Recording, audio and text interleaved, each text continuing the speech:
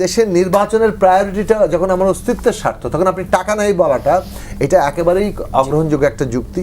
ফলে বডি ক্যাম বলেন, CCTV camera বলেন, সাংবাদিকদের উপস্থিতি বলেন, এটা অত্যন্ত জরুরি। বাংলাদেশের অস্তিত্বের সাথে একটা সুষ্ঠু নির্বাচনের গভীর সম্পর্ক তৈরি হয়ে গেছে।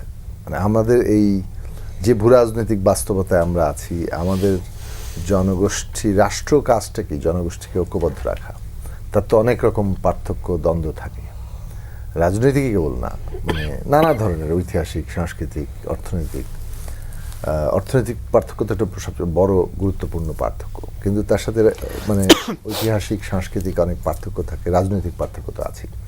এখন এই তারপরে আরও অনেক পার্থক্যের কথা বলা যাবে, শ্রেণী, ধর্ম, বর্ণ, জাতি, লিঙ্গীয় পরিচয়ের সব পার্থক্য আছে। এখন এই যে নানা রকম দ্বন্দ্ব সংঘাত, এগুলোর মধ্যে একটা নাগরিক ভিত্তিক সাধারণ আইন তৈরির মধ্যে দিয়ে গণতান্ত্রিক একটা রাষ্ট্র ব্যবস্থা জনগোষ্ঠীকে ঐক্যবদ্ধ রাখার চেষ্টা করে।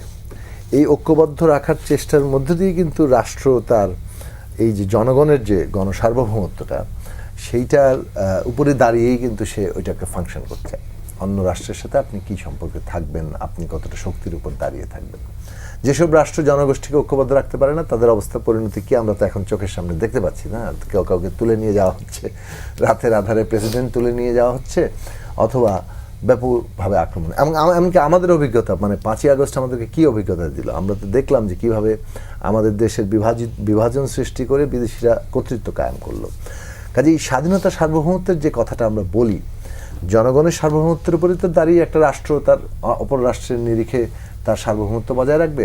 তাহলে জনগণের মধ্যে ঐক্য যদি বজায় রাখার ন্যায় বিচার না থাকে, যদি আপনি ক্ষমতার হস্তান্তরের ন্যূনতম প্রক্রিয়া কাজ না করে, তাহলে কিন্তু আপনি এটা রাখতে পারবেন না। তো ন্যায় বিচার একটা খুব গুরুত্বপূর্ণ শর্ত। ক্ষমতা হস্তান্তরের জন্য একটা প্রক্রিয়া লাগবে, সেইটা বাংলাদেশের নির্বাচন। এটা না থাকার ফলাফলই তো আমরা দেখেছি। নির্বাচন এই কারণে রাষ্ট্রটা টিকে থাকবে কিনা তার সাথে খুব গুরুত্বপূর্ণ হয়ে দাঁড়িয়েছে। সেই নির্বাচন বিতর্কিত করার এত রক্তের পরে, এত শহীদের এত রক্তের পরে যদি আবার নির্বাচন বিতর্কিত হয়, এইটার চাইতে দুঃখজনক এবং দেশের বিরুদ্ধে, জাতীয় স্বার্থের বিরুদ্ধে আর কোনো কাজ হতে পারে না। ফলে নির্বাচন কমিশনকে অবশ্যই এর জন্য জবাবদিহি করতে হবে, এবং তাদের সমস্ত সক্ষমতার অভাব আছে, কিন্তু তাদের আন্তরিকতা আমরা দেখতে চাই যে তারা এইটাতে একেবারেই মানে পুঙ্খানুপুঙ্খ তদন্ত করবেন, কোনোভাবে মানুষের মধ্যে আস্থার যাতে ঘাটতি না হয়, এবং প্রকৃত অর্থে একটি ব্যালটও যাতে কোনোভাবে এই ধরনের বিতর্ক তোলার জন্য সুযোগ না হয়। তো এইটা হচ্ছে প্রশ্ন। এখন ধরেন সক্ষমতা নাই এটা বলে দিয়ে মানে এই কেউ যাতে পান না পান, আমাদেরকে এটা বন্ধ করতে হবে। এবং যারা এই চেষ্টা করছে ম্যানিপুলেশনের চিন্তা, ধরুন এটা খুবই বিপজ্জনক চিন্তা। 2 নম্বর হচ্ছে যে, যেমন ধরুন যে দলই সরকার গঠন করুক, যারা সংখ্যাগরিষ্ঠতা পাবে, নির্বাচন বিতর্কিত হলে কিন্তু তাদের উপরে দায়টা যাবে। ফলে যারা সম্ভাব্য সংখ্যাগরিষ্ঠতার দিকে মানে আশা করছেন, তাদের কিন্তু একটা নিজস্ব দায়িত্ব আছে যে আচ্ছা আমরা পরবর্তী মানে রাষ্ট্র পরিচালনাটা কীভাবে করব।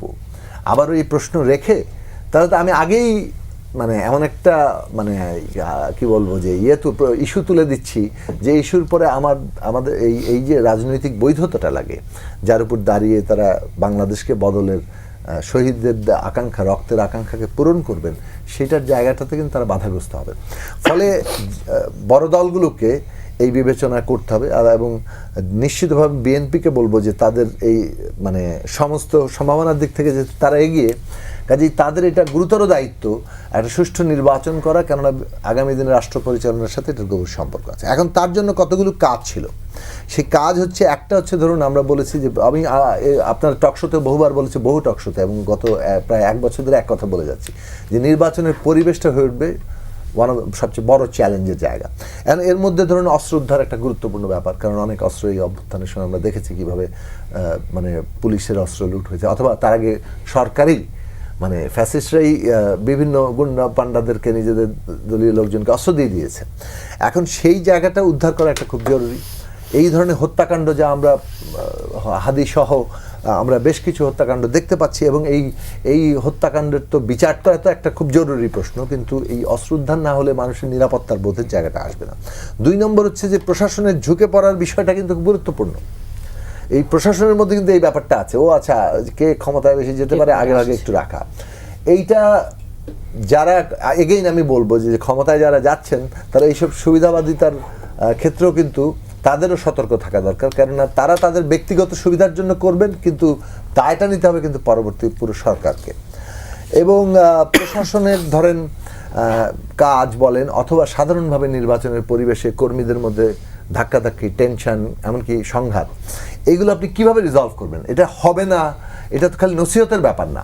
আমরা বলেছিলাম একটা পদ্ধতি হতে পারে, যেহেতু আমরা জাতীয় ঐক্যমত্য কমিশনের একটা অভিজ্ঞতা এসেছি, ফলে সরকার, নির্বাচন কমিশন, রাজনৈতিক দলগুলোর প্রতিনিধিদের নিয়ে যদি একটা কেন্দ্রীয় মনিটরিং কমিটি থাকতো, তাহলে যে কোনো একটা জায়গায় সংঘাত হলে ওইটার অভিযোগটা এখানে আসতো, পলিটিক্যাল পার্টিগুলো নিজেরা হস্তক্ষেপ করতে পারতো যে না, কারণ রাজনৈতিক প্রশাসনের গভর্নমেন্টের পাশাপাশি কিন্তু রাজনৈতিক দলগুলো যদি এই কমিটমেন্টে না আসে যে আমরা একটা সুষ্ঠু নির্বাচন করব, তাহলে কিন্তু সুষ্ঠু নির্বাচন আপনি পাবেন না। এত সোজা না, খালি গভর্নমেন্ট মানে আমাদের ওই ক্যাপাসিটিটা হয়নি, ফলে পলিটিক্যাল পার্টির উইল দিয়ে কিন্তু এই ইয়াটা ডাকবে। এবং এই যে কোনো আমাদের প্রত্যেকটি পলিটিক্যাল পার্টি, ছোট বড় মাঝারি, মানে সাইজ ডাজন্ট ম্যাটার, এখানে জায়গাটা হচ্ছে একটা গণতান্ত্রিক ব্যবস্থা, আমাদের উত্তরণটা আমাদের জাতীয় অস্তিত্ব এবং স্বার্থের সাথে যুক্ত হয়ে পড়েছে।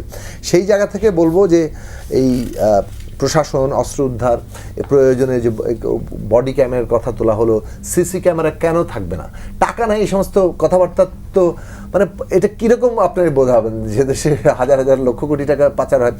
আপনার প্রায়োরিটিটা ঠিক করতে হবে। এই দেশের নির্বাচনের প্রায়োরিটিটা যখন আমার অস্তিত্বের স্বার্থ, তখন আপনি টাকা নাই বলাটা এটা একেবারেই অগ্রহণযোগ্য একটা যুক্তি। ফলে বডি ক্যাম বলেন, সিসিটিভি ক্যামেরা বলেন, সাংবাদিকদের উপস্থিতি বলেন, এটা অত্যন্ত জরুরি। তারপরে এই আর পোস্টাল ব্যালট বিতর্ক তো ধরেন মানে কোনোভাবেই এটাকে ছাড় দেওয়ার কোনো সুযোগ নেই, যদিও নির্বাচন কমিশন বলেছেন ছাড় দেওয়ার সুযোগ নেই। এগুলো যেন ওই যে আমলাতান্ত্রিক ভাষা যেমন, হ্যাঁ, মানে এইগুলো না হয়ে দাঁড়ায়। ফলে আমরা সুনির্দিষ্ট প্রস্তাব দিয়ে আসছি, কিন্তু কেন সরকার শুনলেন না, এটা একটু আশ্চর্যের ব্যাপার মনে হয়।